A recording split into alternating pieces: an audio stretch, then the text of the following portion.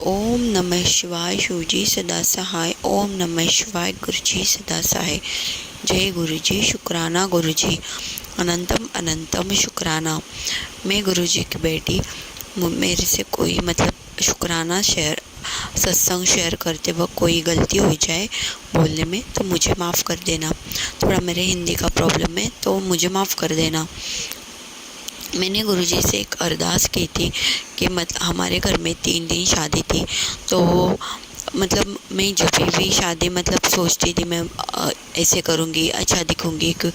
मेरे मैं जो सोचती थी वो कभी होता नहीं था। तो मैंने गुरुजी से बोला था कि गुरुजी आप ही मेरे साथ रहिए 3 दिन, और मेरा सब जैसे मैंने सोचा है वैसा होने दी हो जाए। तो गुरुजी को मैं शुक्राना अदा करती हूँ, क्योंकि उन वो मेरे साथ रहे 3 दिन, और मेरा बहुत अच्छा 3 दिन मेरा बहुत अच्छा गया। जो मेरी बड़ी जेठानी है उसको हर वक्त उसको ही सब पूछते हैं, वो बड़े घर की है तो वो पर इससे मुझे कोई प्रॉब्लम तो नहीं है, पर वो उसको लगता है मैं ही सबसे अच्छी हूँ, और मेरे घर वालों को भी वैसा लगता है क्योंकि वो ही अच्छे है सबसे। पर 3 दिन मुझे मेरे साथ गुरुजी ने मेरा इतना साथ दिया, तो मैं गुरुजी को शुक्राना अदा करती हूँ। गुरुजी ऐसे ही मेरे साथ रहिए। और मैंने एक अरदास की थी कि मेरे भाभी को, मेरे भैया को अच्छी नौकरी मिले। मेरे भैया ने आईटी में डबल ग्रेजुएशन किया है, फिर भी उसको आईटी में जॉब नहीं मिल रही। पर जॉब का मालूम नहीं, पर उसकी पेमेंट अगले महीने बढ़ाने वाले हैं ऐसे बोल रहे। और भाभी को भी मेरे जॉब मिल रही है। तो गुरुजी का मैं शुक्राना अदा करती हूँ कि गुरुजी ने उन मेरी अरदास पूरी करी है गुरुजी। और ऐसे ही गुरुजी आप हमारे साथ हमेशा रहिए। और मेरे पापा का एक काम है, वो मेरे शादी के पहले से ही है, मेरे दादाजी थे तब से वो काम उनका रुका हुआ केस चालू है कोर्ट में, तो वो काम भी मेरे पापा का पूरा हो जाए। गुरुजी आप उनके साथ रहिए। उनको नहीं, अब उनका बहुत ऑपरेशन हुआ है हार्ट का वगैरह, तो उनको नहीं जमता वो सब अप डाउन करने में। उनको पैर के भी बहुत प्रॉब्लम है। तो गुरुजी उनके साथ रहे, गुरुजी आप उनको साथ रहे, और उनका जो भी काम रुका है वो सब आप उनके साथ रह पूरा हो जाए। और मेरे मम्मी का भी पैर, जैसे हम पैर ठीक हो जाए, उसको बहुत प्रॉब्लम हो रही है, उसको बैठने में, उठने में, चलने में बहुत प्रॉब्लम हो रही है। वो गुरुजी 1 साल हुआ उसको बहुत डॉक्टर किए, पर उसको थोड़ी भी उसको नहीं कितना दवाई खाई, कुछ सब कुछ किया, पर कुछ फ़र्क नहीं पड़ रहा है। गुरुजी आप ही उसके साथ रहिए। उसको किसी का किसी का भी साथ नहीं है, तो गुरुजी आप ही उसका माँ बाप सब बन के आप ही मेरे मम्मी पापा, मेरे भाई बहन, मेरे भाभी के सबके साथ रहिए, और उसको सब अच्छा करिए। और मेरे घर में भी अभी मेरे पति छोटे छोटे बातों से झगड़ा करते गुरुजी। मुझे समझ में ही नहीं आ रहा है मैं क्या करूँ। कुछ बात झगड़े की बात नहीं होती, फिर भी झगड़ा करने लगते हैं।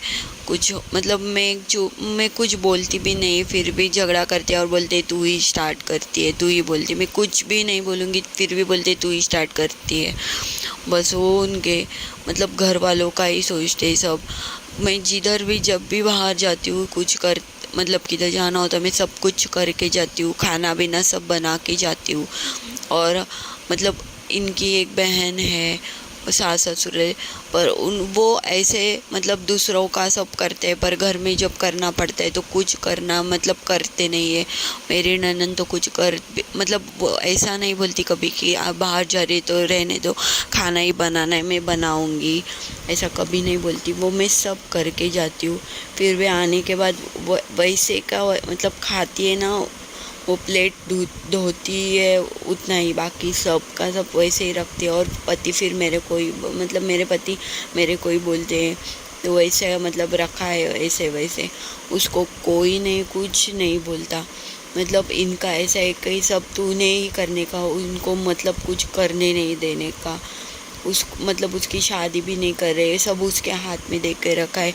बस इधर झाड़ू नहीं मारा, ये काम नहीं किया, वो काम नहीं किया, वो सब मेरे को बोलने का। और उसको घर में कुछ लाना होगा, कुछ करना होगा तो उसको बोलने का क्या लाने का, उसको पूछ के सब करने का। और मेरे को बस ये काम नहीं किया, वो काम नहीं किया, ऐसा करती है तू, ऐसा करती है, इतना खाती है, इतना। जब काम करते हैं दिन भर तो मतलब भूख तो लगती है तो मैं खाती हूँ गुरुजी, वो भी मेरे को सब निकाल के दिखाते ये लोग।